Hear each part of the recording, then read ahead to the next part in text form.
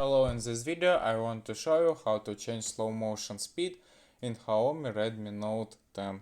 First you need to open the camera app on your phone, then go to the right and find more and find the slow motion option.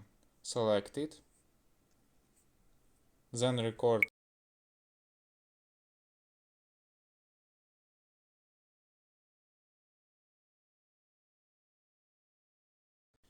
You can click on the three lines on the top right, and here we can change the slow motion speed, clicking on the three buttons here, low to high